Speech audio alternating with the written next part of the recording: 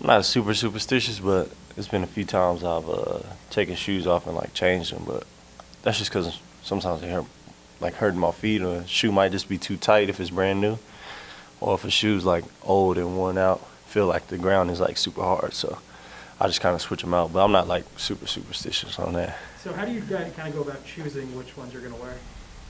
Uh, for me, I've been wearing Jordans this year, so I've only had like a kind of two like flavors in rotation. I'm wearing the 36s, so they haven't came out with too many colorways.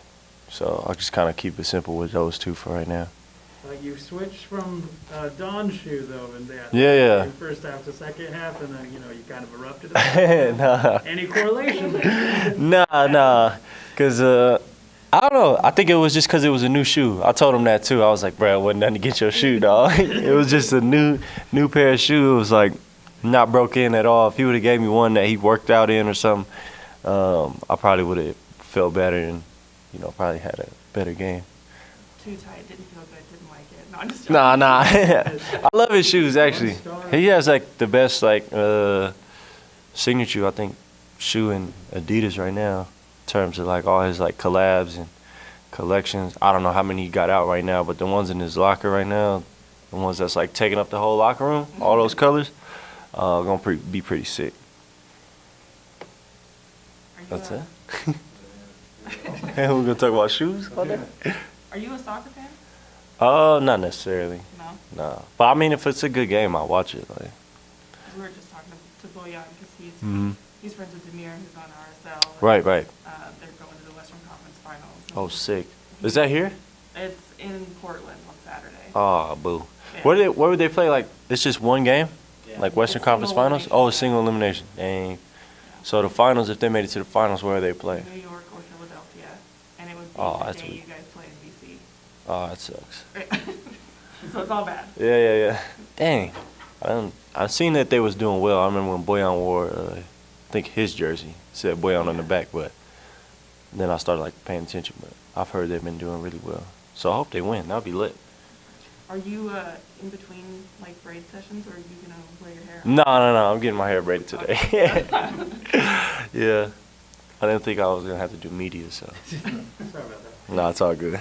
So Quinn often mentions like random sports, like uses them as analogies, football, baseball, everything. Does he do that with you guys as well, or is that just kind of what he uses for us? Oh no, everything. You'll hear football players. You'll hear everything. Soccer, baseball, just random stuff. I remember last year the big one was like Ed Reed for us, like helping, the next man basically, and that's something big time. And then Ray Lewis a lot. Bunch of defensive players though. Honestly, honestly, it's a bunch of defensive guys. So not too many offensive. He doesn't throw like a Peyton Manning or Tom Brady or nobody out there like that. Does that help you guys, like kind of understand what he's trying to say? Oh yeah, it does a lot. It's almost like a over exaggeration of something to make us get it. But yes, it helps us a lot understand the concept of what he wants. Sometimes he has so much stuff and like so many plays and so many like different concepts and stuff. Sometimes it is kind of hard to get for guys. So when you put it into like easier, things to grasp, it's easier to pick up. Don and Quinn were talking about how you guys are like a circle game on the calendar now for other teams. Yeah. They get up when they come into the building here. Right. What are the circle games for you? Like, what are the ones that you look at on the calendar and you're like, that's the one? I don't really got that, to be honest with you. The circle game where I want to be is in the finals, and like we up like 3-1 or 3-2 or something, and that's the last game, and we taking the chip home. But we know that all the games on the calendar matter, and like I don't really circle no games. I mean, you see teams when they win, they beat teams. I think New Orleans was like super hyped after they beat us. I mean, he had an amazing game winner, but you could just like feel the energy of like the other teams when they beat us, and you know it's almost like a super celebration. But you know I feel like us teams, like the Warriors, Suns, you know Lakers, man. When you know teams beat us, I feel like you know they feel really good about themselves, and especially like younger teams.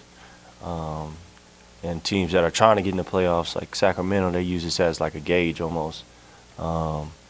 And you know we coming out here and we got to compete every night. You know that means just we can't take no nights off and you know have too many mistakes, and you know that's what I feel like caused the losses this year already. What's the acclimation process of Rudy Gay to you guys and you to him? It's been easy with him because you know he's always talking to people and talking to us, talking to the coaches. He's picked up on a lot of things super quick. You see him. I mean, the first game he had 20, and you know he barely even moved. I think a lot of his shots were you know spot up, pop threes, or you know wide open in the corner. Or when it got shake late in the shot clock, he took his guy to the spot and you know made a mid-range jump shot. I feel like we kind of know what to expect from him, just because he's been around the league and around the game for so long. Him coming from San Antonio as well,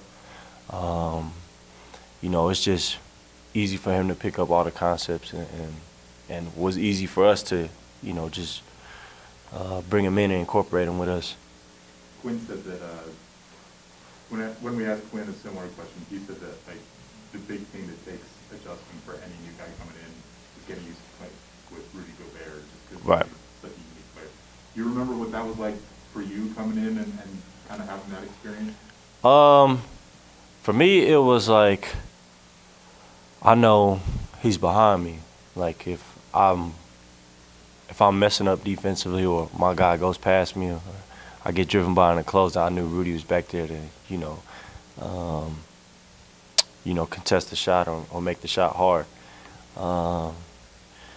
And that like it's a comforting feel, but it almost makes you relax a little bit too much in some kind of way sometimes.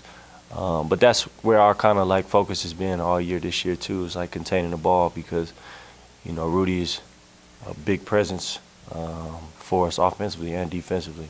You know everything he does.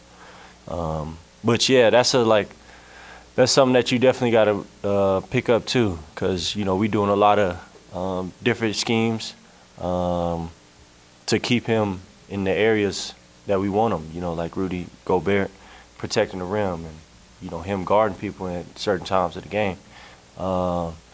So yeah, that's something that I guess Rudy Gay had to pick up on as well too. So yeah, it's a lot of concepts that we have. We got a lot of stuff that you kind of got to think through and pick up quickly. It's going to be a little random, but what can you tell me about Coach Cliff Ellis? That was my high school coach. Yeah. I'll tell you what, he used to be on us super hard about running. Like we pressed like the whole game. We kind of did kind of similar to what we do here a little bit. Try to shoot as many threes, pick the pace up against teams. But man, yeah, he's been you know a big part of my development when I was young.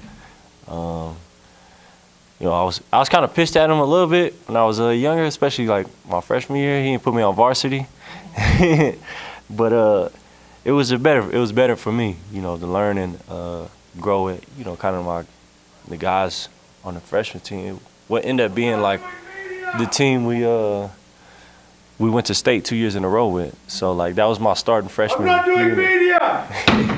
That was like my starting freshman unit. Like every dude that played on that freshman team that didn't make varsity ended up being the team we went to state 2 years in a row. So I mean, he knew what he was doing.